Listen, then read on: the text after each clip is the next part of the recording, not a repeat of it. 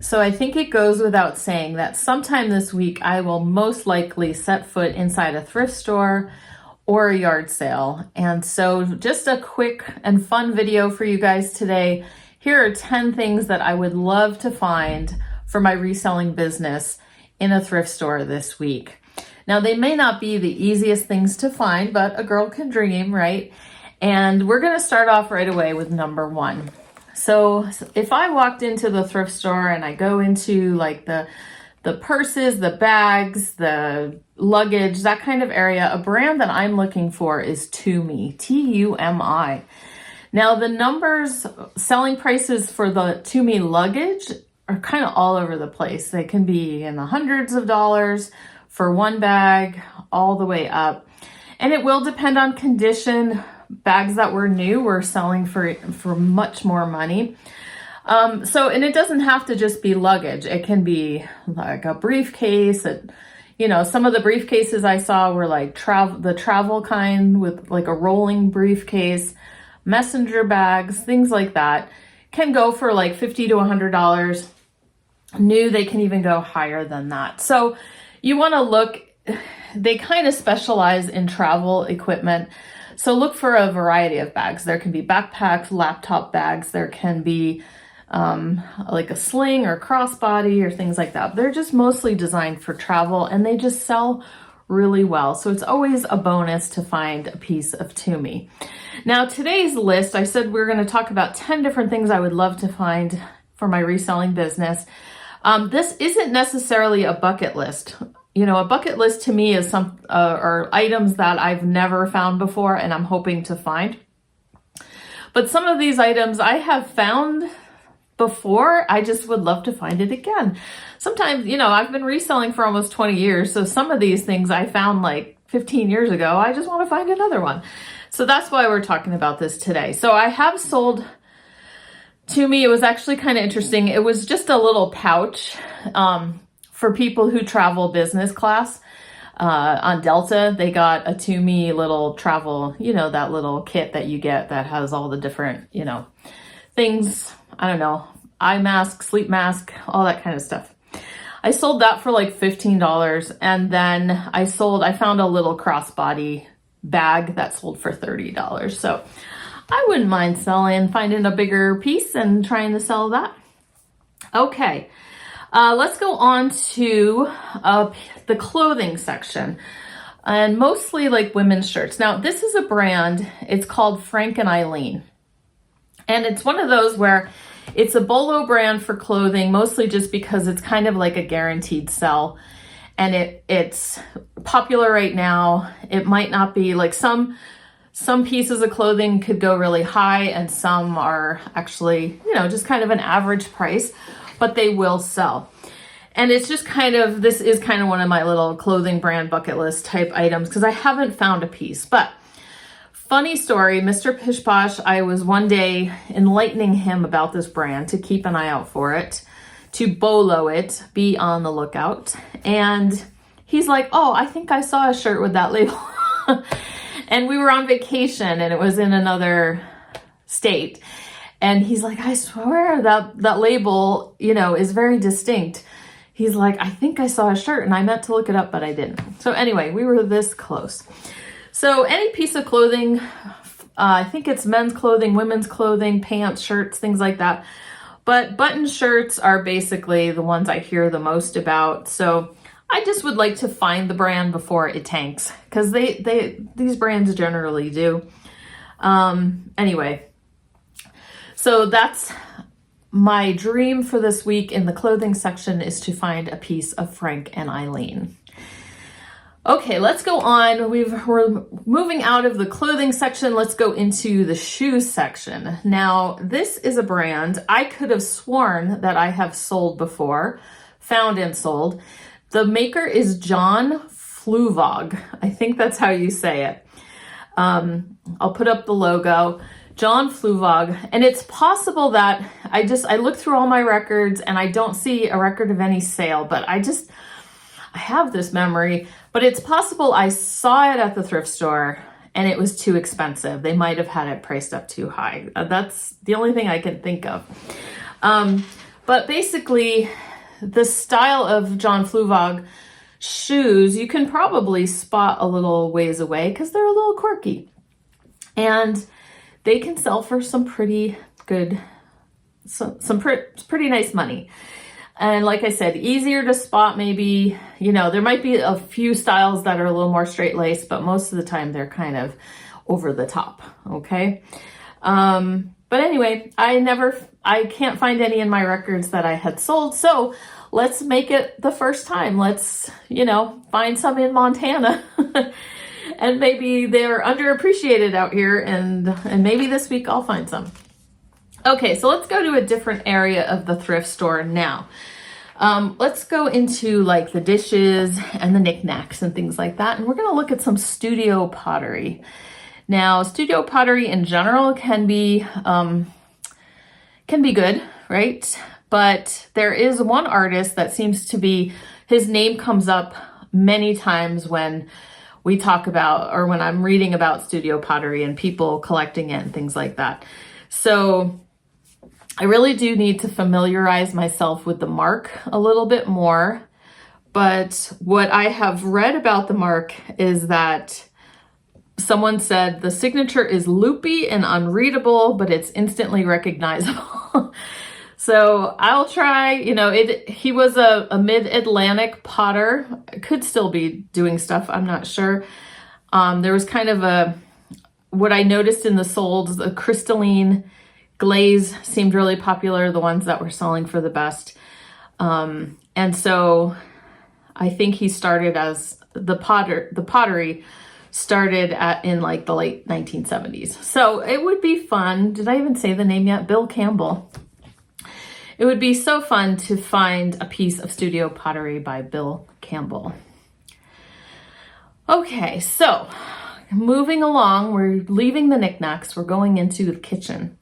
Now, I have sold my fair share of Pyrex over the years, and I definitely know that there's styles and patterns of Pyrex that sell much better than others.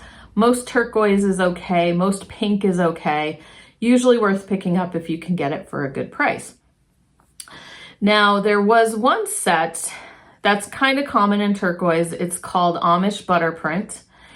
And what's interesting is that Pyrex made an orange version of the Amish butter print, and I think they made a pink version. Now, one reference work I looked at said that these were promo sets. Another reference work said that they're not sure it was necessarily a promotional set, but that maybe it was just a limited run on those colors. So the orange Amish butter print, those bowls can sell for some pretty good money. So I just think that would be fun. I've sold enough Pyrex that it can be on my list to find finally a piece of orange Amish butter print by Pyrex. It's back from the 1950s. Okay, so we're working our way through the thrift store. And this is a new BOLO, again, B-O-L-O, be on the lookout, that's kind of developed in the last few years. And that is overalls, like toddler size overalls with characters from like the 90s and 2000s. So like Y2K styles. So vintage Oshkosh overalls and little dresses and things like that have been a little BOLO for a little while, especially if it's got a print, if it's like corduroy, or if it's got a vintage Oshkosh with like, I don't know, like sailboats or something like that on it. Depending on the print, some of those could go for pretty good prices, but this is a kind of a newer version of this. This can be like little denim overalls with, say, Blue's Clues, characters from Blue's Clues, or Strawberry Shortcake was actually super, super hot. You can see some of the prices here. I saw some good prices on ones for Disney cars like Lightning McQueen, Pooh, Elmo, Clifford. So, and it doesn't just have to be overalls. It just seems that's the one that people are spending the most money on. And it can be a jacket, it can be a pair of jeans, it can be a shirt, it can be things like that sell pretty well. And they're so popular that now there are Facebook groups for people who collect them.